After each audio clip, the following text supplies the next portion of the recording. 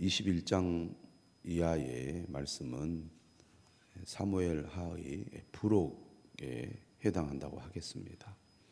20장까지 다윗의 이야기가 마무리가 되는데요. 21장 이하를 통하여 사무엘 하와 열왕기 상을 연결하는 역할을 해주는 말씀들이 나옵니다.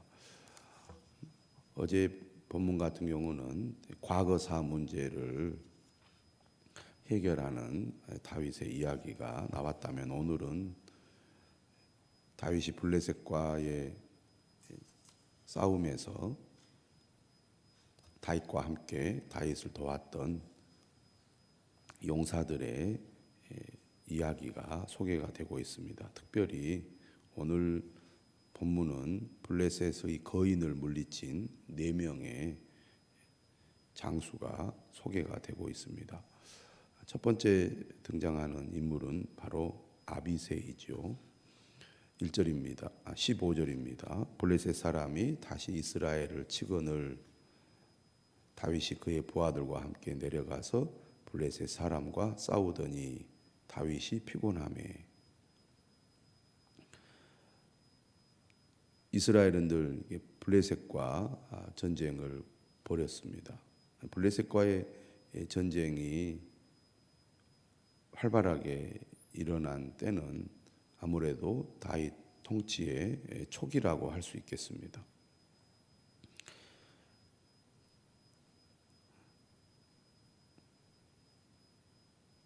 이 15절의 말씀을 보면 중요한 내용은 바로 다윗이 그의 부하들과 함께 블레셋과 싸웠다는 내용이겠죠.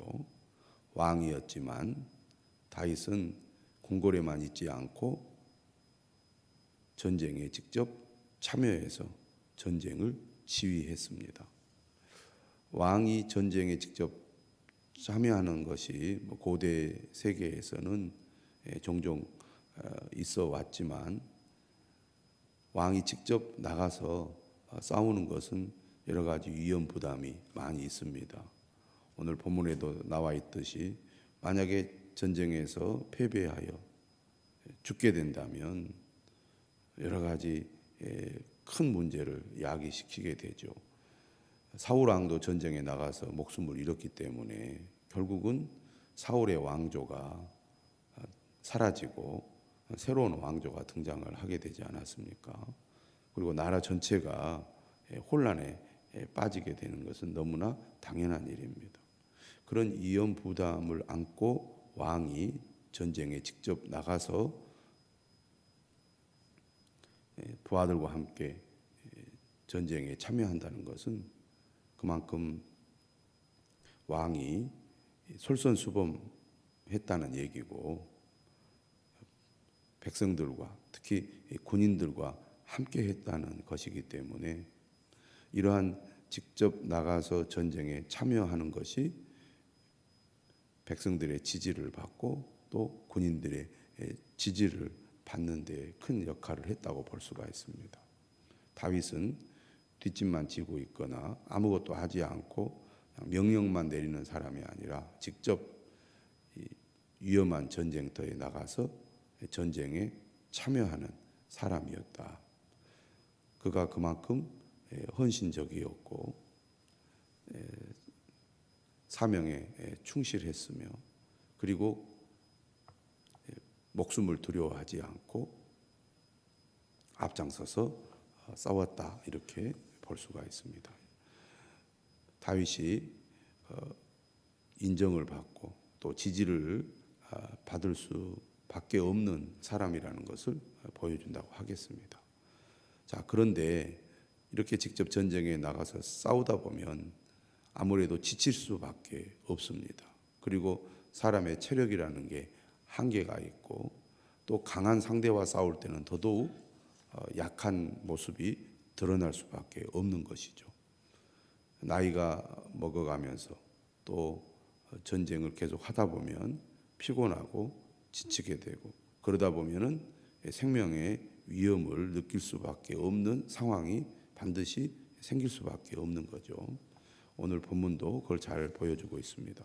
16절에 보니까 거인족의 아들 중에 무게가 300세겔 되는 노창을 들고, 300세겔이 매일 성경에도 나와 있듯이 약 3.4kg입니다. 그러니까 창이 3.4kg이라는 것은 매우 무거운 창이라고 할 수가 있는데요. 그만큼 이 다윗의 군대와 싸우는 적들이 힘이 세고 강하다는 것이고, 그 중에 이제 강한 이 적군이 있었던 것이죠. 이름이 나옵니다. 세 칼을 찬 이스비브놉이라는 이 장수가 다윗을 죽이려고 했다는 것입니다. 아무래도 전쟁이 일어나면 대장을 죽이려고 하겠죠. 왕이 참여를 했으니까 왕을 죽이려고 했을 것입니다.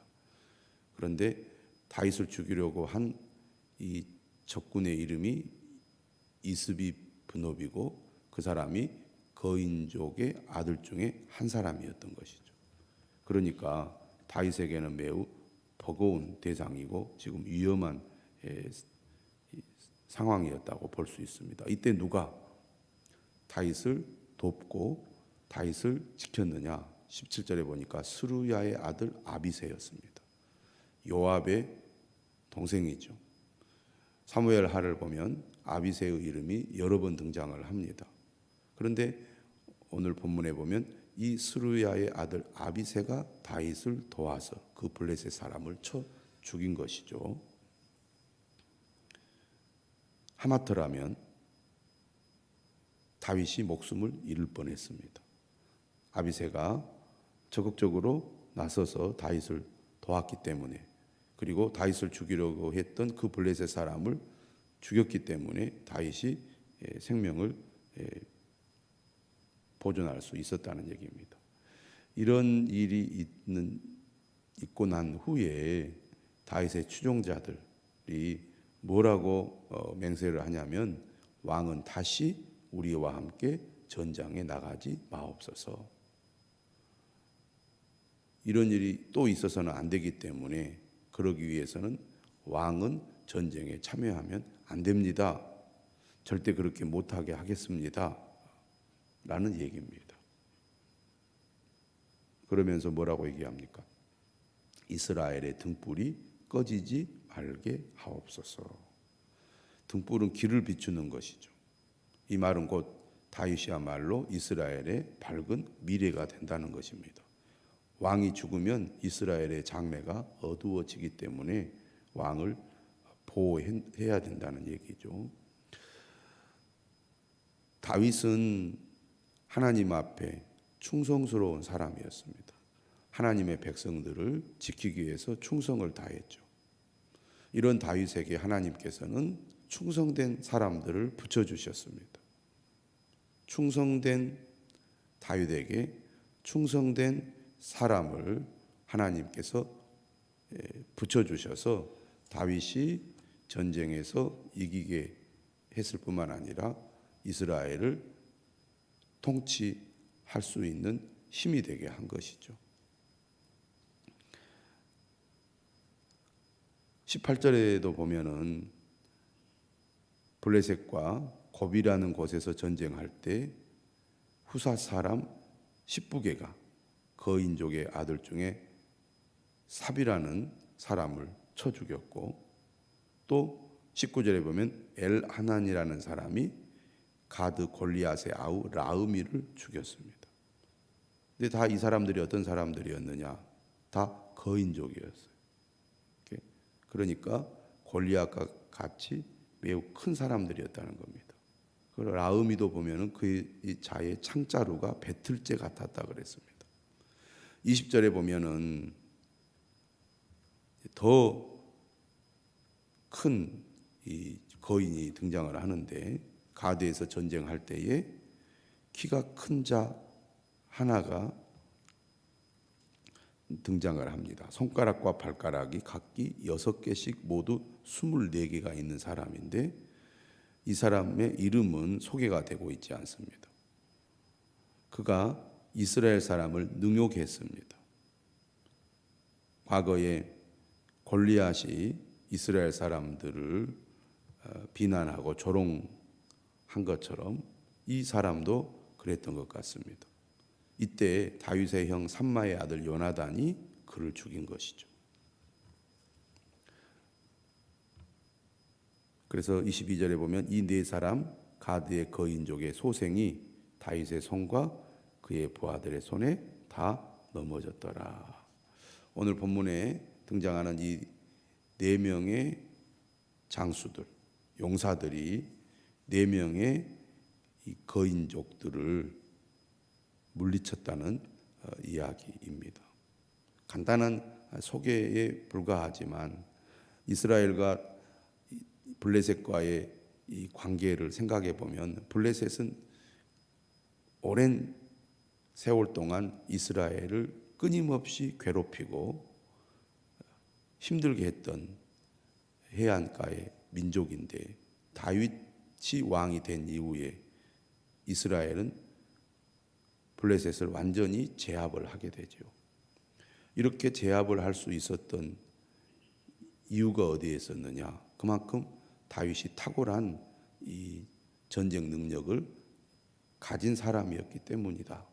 그가 왕이 되어서 전쟁에 큰 승리들을 계속 거두었기 때문에 이런 결과를 얻었다고 볼 수가 있는데 그 배후에는 바로 다윗을 위해서 충성을 다하는 이런 장수들이 있었기 때문에 다윗의 군대가 강할 수밖에 없었다는 것을 오늘 본문을 통해서 우리는 알 수가 있습니다. 다윗 혼자 수많은 일들을 이루어낼 수가 없죠.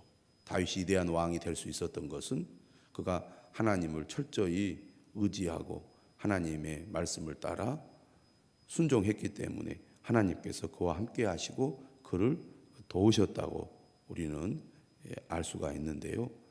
하나님께서는 어떻게 다윗에게 은혜를 베푸시고 다윗을 도우셨느냐? 바로 충성된 사람들을 다윗에게 보내주셔서 다윗을 돕게 하심으로 다윗이 위대한 왕이 되고 또 전쟁의 승리를 거둘 수 있게 되었다는 얘기죠. 그런 의미에서 다윗을 위해서 충성을 다한 오늘 네 명의 장수들, 용사들은 다윗에게 매우 귀한 존재들이라고 하겠습니다. 오늘 우리가 주님을 섬기고 교회를 섬기는 데 있어서도 다윗의 용사들과 같은 충성된 일꾼들이 필요하다는 것입니다.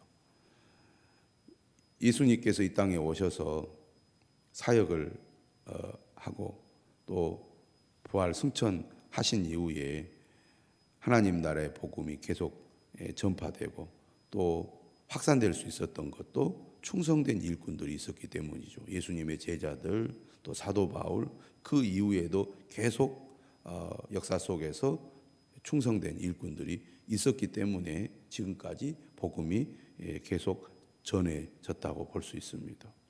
우리가 교회를 들여다봐도 마찬가지입니다. 교회가 든든하게 세워지고 또 지역사회와 또 세계 수많은 사람들에게 복음을 전하는 사명을 잘 감당하기 위해서는 다윗처럼 충성된 하나님의 일꾼이 있어야 할 뿐만 아니라 다윗을 도왔던 이 탁월한 용사들처럼 교회도 수많은 영적인 일꾼들이 존재하기 때문에 그 교회가 교회로서의 사명을 감당한다는 것입니다. 오늘 우리도 오늘 말씀을 기억하면서 충성된 일꾼, 다윗을 도왔던 이 충성된 이 용사들과 같은 그런 사람들이 우리 교회에도 많이 있어야 우리 교회가 그 사명을 잘 감당할 수 있다는 것을 우리가 꼭 기억해야 되겠습니다. 그럼 누가 이러한 용사들이 되어서 충성된 일들을 할 것이냐? 바로 말씀을 듣고 깨닫는 우리 자신이 그러한 사명을 감당해야 될 것입니다. 오늘 말씀에 이 사람들의 이름이 기록되어 있습니다. 우리가 뒤에 보면 또다시 다윗의 용사들이 23장에 나오는데요.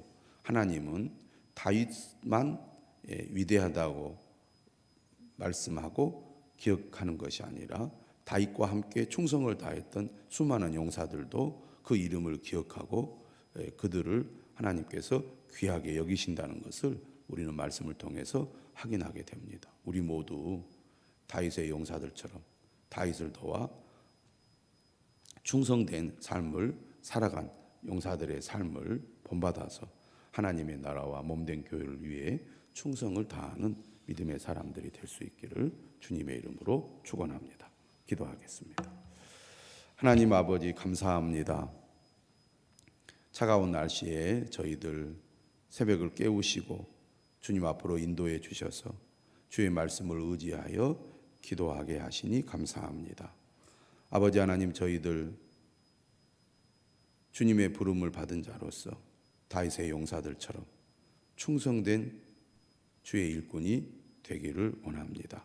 오직 하나님의 말씀을 따라 충성을 다할 때 하나님께서 그 믿음과 헌신을 기억하고 하나님 나라의 귀한 일꾼으로 사용하여 주실 줄 믿습니다. 다윗 혼자 그 나라를 책임지고 이끌어갈 수 없었습니다. 다윗을 도왔던 수많은 사람들이 함께 했기 때문에 다윗이 위대한 왕으로 또 성공적인 통치를 할 수 있었습니다. 오늘 우리에게 맡겨준 주님의 사명도 마찬가지입니다. 주님의 교회도 마찬가지입니다. 함께 협력하여 충성을 다할 때 하나님의 뜻을 이룰 줄 믿습니다. 하나님이 그들을 기억했던 것처럼 오늘 우리들의 삶과 믿음 또한 기억하시고 우리를 복되게 하실 줄 믿습니다. 이 아침에 간절히